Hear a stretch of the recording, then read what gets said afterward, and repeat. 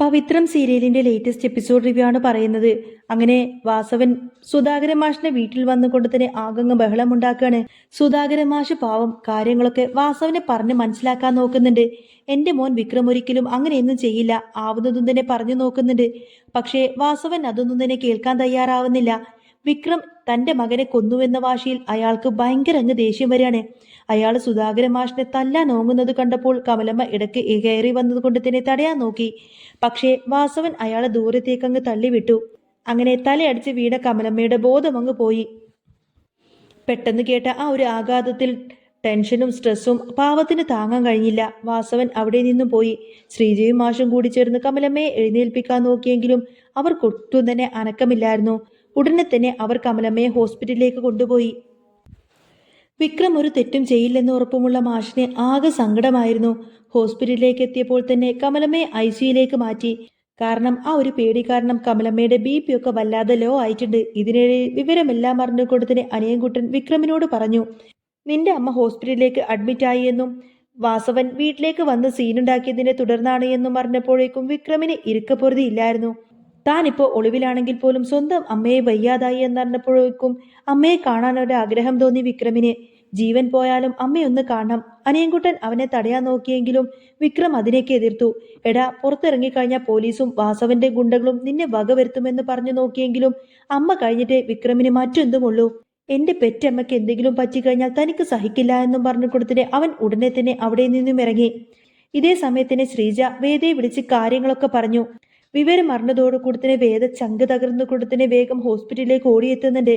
വേദ അവിടെ ചെന്ന് മാഷിനെ ആശ്വസിപ്പിച്ചു. അച്ഛൻ വിഷമിക്കേണ്ട, വിക്രം ഒരിക്കലും ഇങ്ങനെ കൊലപാതകം ചെയ്യില്ല എന്ന കാര്യം എനിക്ക് ഉറപ്പുണ്ട് എന്ന് അവൾ ഉറച്ച സ്വരത്തിൽ തന്നെ പറഞ്ഞു. ഇതിന് പിന്നിൽ ആരുടെയോ കളിയുണ്ട് എന്നും വിക്രം നിരപരാധിയാണെങ്കിൽ താൻ അവനെ പുറത്തു കൊണ്ടുവരുമെന്നും വേദ അവർക്ക് വാക്ക് നൽകി. നിനക്ക് വിക്രമിനോട് ഇപ്പോഴും സ്നേഹമുണ്ടല്ലേ എന്ന് സുധാകരൻ മാഷ് ചോദിച്ചപ്പോൾ വേദ മറുപടിയൊന്നും തന്നെ പറഞ്ഞില്ല. അവളുടെ വാക്കുകളിൽ ആ കരുതൽ നിറഞ്ഞു നിന്നിരുന്നു. മുൻപും വിക്രമിനെ പല ആപത്തിൽ നിന്നും രക്ഷിച്ച വേദയിൽ മാഷിന് പൂർണ്ണ വിശ്വാസമുണ്ടായിരുന്നു. അമ്മയെ നോക്കിക്കൊള്ളാൻ പറഞ്ഞ് വേദ അവിടെ നിന്നും ഇറങ്ങി. വിക്രമിനെ എങ്ങനെയെങ്കിലും കണ്ടെത്തണം. അവനെ നേരിട്ട് കണ്ടാൽ മാത്രമേ അന്ന് സത്യത്തിൽ എന്താണ് സംഭവിച്ചത് എന്ന് അറിയാൻ പറ്റൂ. ഇതിനിടയിൽ പോലീസ് വീട്ടിൽ വന്ന് വിനായകനെയും നന്ദിനെയും ചോദ്യം ചെയ്യുന്നുണ്ട്. വിക്രം എവിടെയുണ്ടെന്ന് അവർക്കൊരു സൂചന കിട്ടി. പോലീസ് അങ്ങോട്ടേക്ക് പാഞ്ഞെങ്കിലും വിക്രം തലനാരിഴക്കാണ് പെട്ടെന്ന് അവിടെ നിന്നും എസ്കേപ്പ് ആയത്. മറുഭാഗത്ത് ശ്രീകാന്ത് ചന്ദ്രശേഖരനെ വിളിച്ച് അടുത്ത പ്ലാനെല്ലാം തന്നെ പറയുന്നുണ്ട്. വിക്രത്തിന്റെ കാര്യത്തിൽ ഉടനെ തന്നെ ഒരു തീരുമാനമുണ്ടാക്കണമെന്ന് അവരുറപ്പിച്ചു. വാസവനെ വിക്രമിനെതിരെ ഇറക്കിവിട്ടത് താനാണെന്ന് വാസവൻ അറിയില്ലല്ലോ എന്ന ധൈര്യത്തിലാണവൻ. വരുണനെ ഇല്ലാതാക്കിയത് ദീപ്തിയിൽ നിന്നും അവനെ അകറ്റാനായി താൻ കൊടുത്ത കൊട്ടേഷനാണെന്ന സത്യം അവൻ ഒളിപ്പിച്ചു വെച്ചിരിക്കുകയാണ്. ശ്രീകാന്തിന്റെ മുറിയിലേക്ക് വന്ന വേദ ഇവർ സംസാരിക്കുന്നതെല്ലാം തന്നെ ഒളിഞ്ഞു കേട്ടു. അതോടെ കാര്യങ്ങളെല്ലാം തന്നെ വേദക്ക് ഏകദേശം പിടികിട്ടി. ശ്രീകാന്തിന് ഇതിൽ പങ്കുണ്ട് എന്നും വിക്രം നിരപരാധിയാണ് എന്നും വേദക്ക് അതോടുകൂടെ മനസ്സിലായി. ഇതെല്ലാം കേട്ട വേദ ഇതെല്ലാം കയ്യോടെ പിടിക്കണമെന്നും വിക്രമിനെ രക്ഷിക്കണമെന്നും വേദ തീരുമാനിച്ചു.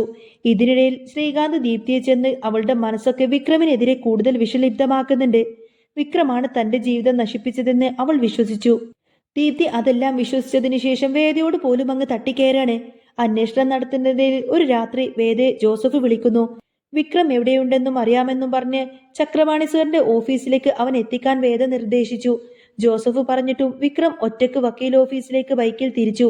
എന്നാൽ ഈ വിവരമറിഞ്ഞ വാസവനും ഗുണ്ടകളും വിക്രമിനെ പിന്തുടർന്നു. വക്കീൽ ഓഫീസിൽ വേദ വിക്രമിനെ കാത്തിരിക്കുമ്പോൾ വിക്രമിന്റെ ബൈക്കിൽ വാസവന്റെ ജീപ്പ് വന്നിടിച്ചു.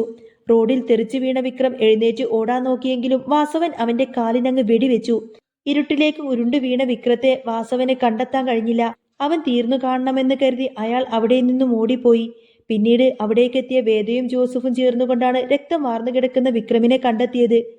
അവനെ താങ്ങി പിടിച്ച് വക്കീൽ ഓഫീസിലേക്ക് എത്തിച്ച് ശുശ്രൂഷിക്കുമ്പോൾ വേദ ഉറപ്പിച്ചു, സത്യം പുറത്തു കൊണ്ടുവരുമെന്നും ശ്രീകാന്തിന്റെയും ചന്ദ്രശേഖരന്റെയും കള്ളത്തരങ്ങൾ വാസവനെ കൊണ്ട് തന്നെ ബോധ്യപ്പെടുത്തുമെന്നും.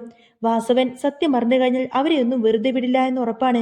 ചക്രവാണി സാറിന്റെ വക്കീലായ ആ പഴയ ഓഫീസിലെ മങ്ങിയ വെളിച്ചത്തിൽ വേദന കൊണ്ട് പുളയുന്ന വിക്രമിന്റെ കാലിലെ മുറിവ് വേദ കെട്ടിവെക്കുമ്പോൾ അവളുടെ കൈകളെല്ലാം വിറക്കുന്നുണ്ടായിരുന്നു. പുറത്ത് കനത്ത മഴ പെയ്യാൻ തുടങ്ങിയിരുന്നു. ആ ഇടിമുഴക്കത്തിൽ വിക്രം പതുക്കെ കണ്ണു തുറന്നു നോക്കിയപ്പോൾ കണ്ടത് തന്റെ നെഞ്ചോട് ചേർത്ത് പിടിച്ചിരിക്കുന്ന വേദയാണ്. വേദ, നീ എന്തിനാ എന്നെ രക്ഷിക്കാൻ വന്നത്?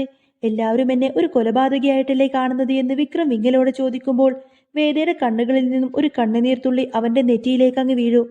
വിക്രം, സത്യാവസ്ഥ എനിക്ക് മനസ്സിലായി. ശ്രീകാന്തും ചന്ദ്രശേഖരനും ചേർത്തൊരുക്കിയ ചതിക്കുഴിയാണിതെന്ന് എനിക്കറിയാം. നിങ്ങളെ ഞാൻ തോൽപ്പിക്കാൻ ഒരിക്കലും വിടില്ല, അവൾ ഉറപ്പിച്ചു പറഞ്ഞു. ആ രാത്രി തന്നെ ജോസഫിന്റെ സഹായത്തോടു കൂടി തന്നെ വിക്രമിനെ ഒരു രഹസ്യ കേന്ദ്രത്തിലേക്ക് മാറ്റാൻ വേദ തീരുമാനിച്ചു. കാരണം വാസവന്റെ ഗുണ്ടകൾ ഏത് നിമിഷവും അങ്ങോട്ടേക്ക് എത്തുമെന്ന് അവൾക്ക് ഭയമുണ്ടായിരുന്നു. അടുത്ത ദിവസം നേരം വെളുത്തപ്പോൾ ചന്ദ്രശേഖരന്റെ വീട്ടിൽ വലിയൊരു ആഘോഷമായിരുന്നു. വിക്രം വെടിയേറ്റു മരിച്ചു എന്ന് വിശ്വസിച്ച ശ്രീകാന്ത് ദീപ്തിയെ നിർബന്ധിച്ച് വിവാഹത്തിന് സമ്മതിപ്പിക്കാൻ ശ്രമിക്കുന്നുണ്ടായിരുന്നു. ദീപ്തി, ഇനിയെങ്കിലും നീ ആ സത്യം ഉൾക്കൊള്ളണം. നിന്റെ വരുണിനെ കൊന്ന വിക്രം ഇനി തിരിച്ചു വരില്ല. നിനക്കൊരു ജീവിതം വേണം. നിന്റെ വരുൺ ഇനി ഒരിക്കലും തിരിച്ചു വരില്ല.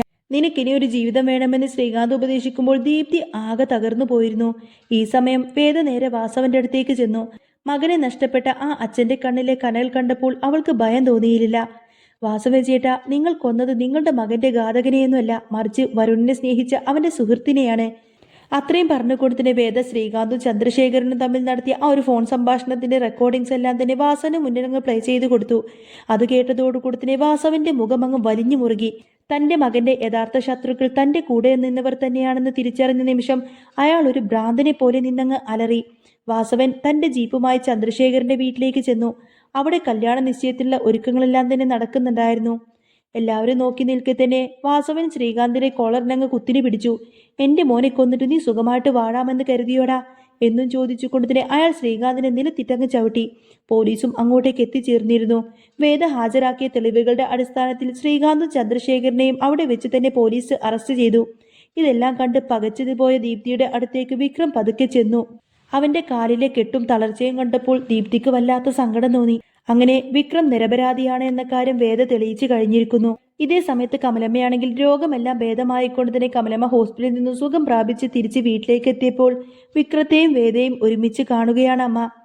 രണ്ടുപേരെയും ഒത്തൊരുമിച്ച് കാണുന്ന സമയത്തിന് സുധാകരൻ മാഷിനും കമലമ്മയ്ക്കും ഒരുപാടധികം സന്തോഷമായിരുന്നു. അങ്ങനെ ഒട്ടും പ്രതീക്ഷിക്കാത്ത രീതിയിൽ വമ്പൻ ട്വിസ്റ്റ് നിറഞ്ഞ ക്ലൈമാക്സിലൂടെയാണ് കേട്ടോ പവിത്രം ഇനി കടന്നു പോകുന്നത്. അപ്പോൾ നിങ്ങൾക്ക് ഈ ഒരു ചാനൽ ഇഷ്ടമാവുകയാണെങ്കിൽ സബ്സ്ക്രൈബ് ചെയ്യാനും സപ്പോർട്ട് ചെയ്യാനും മറക്കല്ലേ. നെക്സ്റ്റ് വീഡിയോ ആയിട്ട് ഉടനെ വരാം. ബൈ.